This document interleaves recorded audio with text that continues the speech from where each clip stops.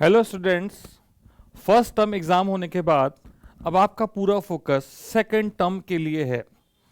तो second term की पढ़ाई शुरू करने से पहले ये जान लेना बहुत ज़रूरी है कि सेकेंड टर्म के सिलेबस में क्या क्या चीज़ें हैं और कितनी गहराई में वो पूछी जाने वाली है।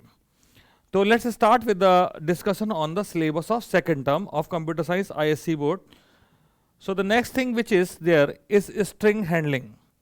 तो स्ट्रिंग हैंडलिंग आपके आने वाली है। स्ट्रिंग हैंडलिंग में आपको स्ट्रिंग के सारे फंक्शंस की प्रिपरेशन करनी है, स्ट्रिंग बेस्ड प्रोग्राम की प्रिपरेशन करनी है, और एक प्रोग्राम जरूर आएगा। स्ट्रिंग हैंडलिंग तो का प्रोग्राम नहीं देंगे तो वह पेपर ही कैसे बन पाएगा। और थ्योरी में भी आने वाला है। थ्योरी में किस तरह क्वेश्चन आने वाले हैं, हो सकता है आपसे वन लाइनर क्वेश्चन पूछें कि भाई ये काम करने के लिए आपको क्या स्टेटमेंट लिखना पड़ेगा। So what will the statement to perform this particular task on the string, और you may get a question like कि this is a small code of string handling, छोटा सा कोड दिया हुआ है, तो इसका आउटपुट क्या आएगा। ये आपके स्ट्रिंग हैंडलिंग में इस तरह के क्वेश्चन आ सकते हैं। सेकेंड जो टॉपिक आएगा, ठीक है, वो inheritance, interface and polymorphism.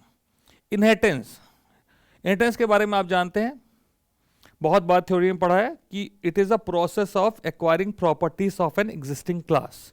So what are the properties of an existing class, इसके बारे में है। तो आपको एक गिवन क्लास से एक डिराइव्ड क्लास बनानी है।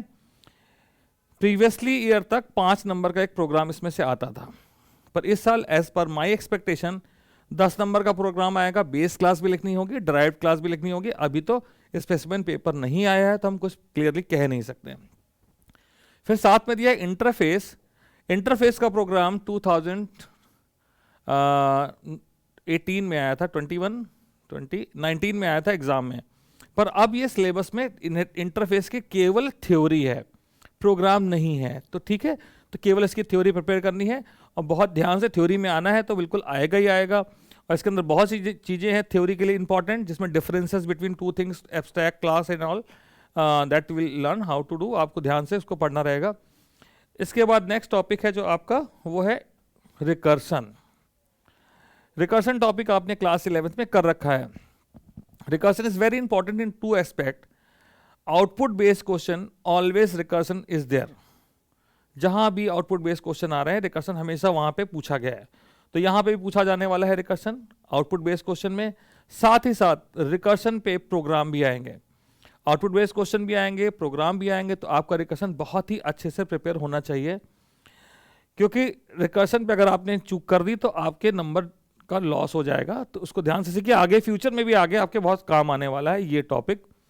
नेक्स्ट टॉपिक है डेटा स्ट्रक्चर्स। ठीक है, डेटा स्ट्रक्चर्स क्या है, इसके अंदर क्या क्या कवर हो रहा है। इसके अंदर आ रहा है stacks, queues, theory and program both, and binary tree only theory. ये भी देखना है किसका केवल थ्योरी आ रहा है, किसमें केवल प्रोग्राम आ रहे हैं। तो स्टैक्स क्यूज का प्रोग्राम आएगा, टाइप्स ऑफ क्यूज नहीं आएंगे, केवल सिंपल क्यू का प्रोग्राम है आपके सिलेबस में। अर्लियर सारे टाइप के क्यूज रहते थे, इस बार केवल सिंपल क्यू है। तो you have to focus on these topics. If you know the topic and how deeply you have to go, that depth you can get to know by looking at the questions of the previous year.